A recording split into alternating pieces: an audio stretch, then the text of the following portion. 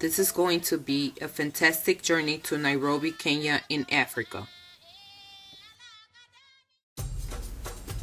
She is Wangechi Mutu, an artist born in Nairobi and now living in Brooklyn, New York.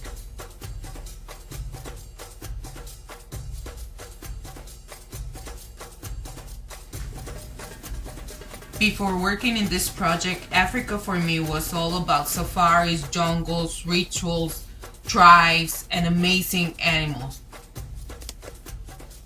Now I know that's not all.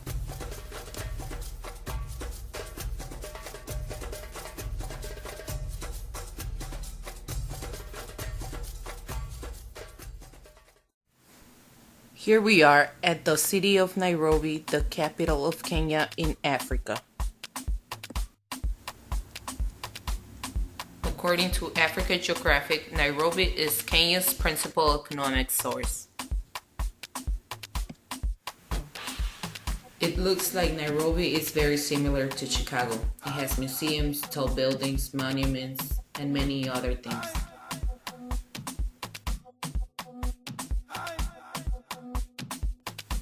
I never imagined that a city could be part of Africa.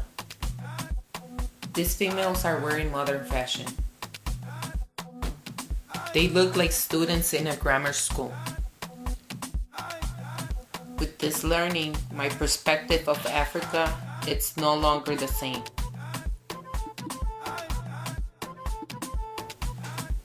Wangechi was born in the year of 1972 in Nairobi, Kenya.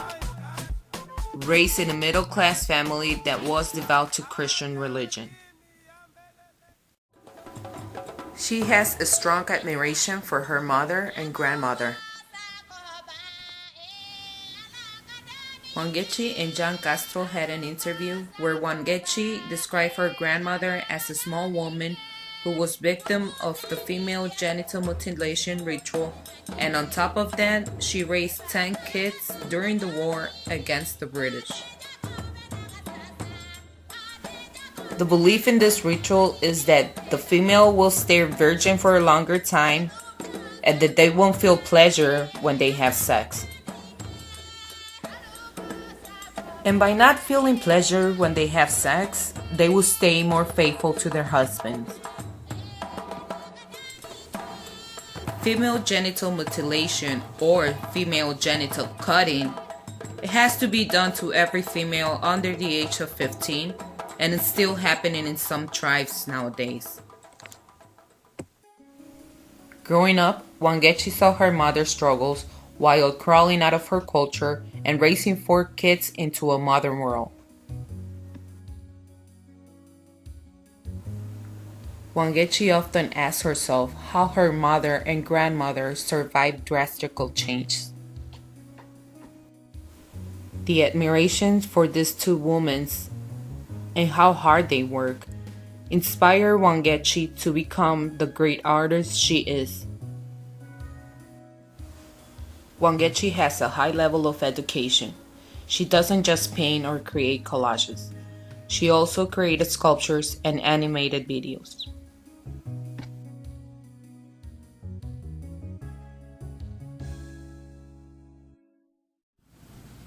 When she was 7, she started noticing her obsessive drawing disorder. It was easy for her to feed it because her dad used to own a school supply store.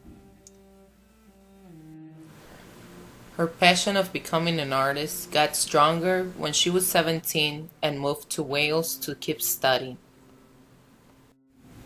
Artnet wrote that Mutu has explained that a lot of her work reflects the incredible influence that America has had on contemporary African culture. Some of it is false, some of it is harmless, and some of it is invisible. And she uses her art to break those stereotypes.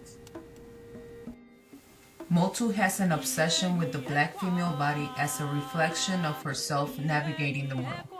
But that being said, working in this project, I couldn't find any artwork created by Mutu using male images.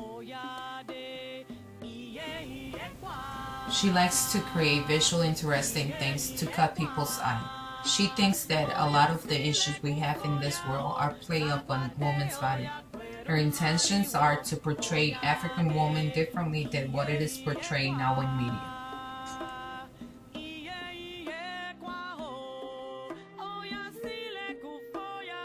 She uses humble material that represent her culture to create her art, along with cutouts from magazine and animal prints. She said that art can be judged in many ways, and that the white male art is often misogynistic. That's why it is very important for her to have a backup story and inform the viewers what her art really means. It's time to share the backup story of 100 Lavish Months of Bushwalk, created on the year of 2004. By Wangechi Mutu, during her artisan residency at the Studio Museum in Harlem, New York. The medium used are cut and paste printed paper with watercolor, synthetic polymer paint, and pressure-sensitive stickers on a transparentized paper. The dimensions are 68.5 inches by 42.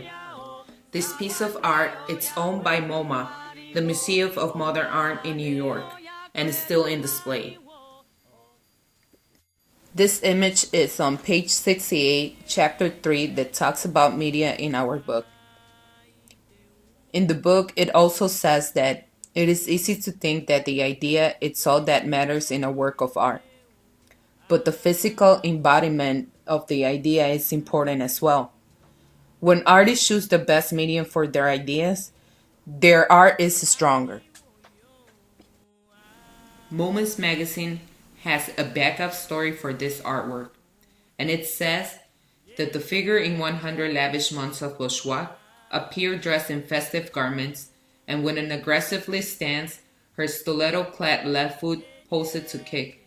However, if you look closer, you will notice blood hemorrhaging from her head, and mangled right foot mutilated and unstable. She is supported at her ankle by a Lilliputian creature. Wangechi has described women as a sensitive chart that uses body as barometers. Her women are adapters mutations of culturally imposed ideals related to femininity, beauty, and sexuality.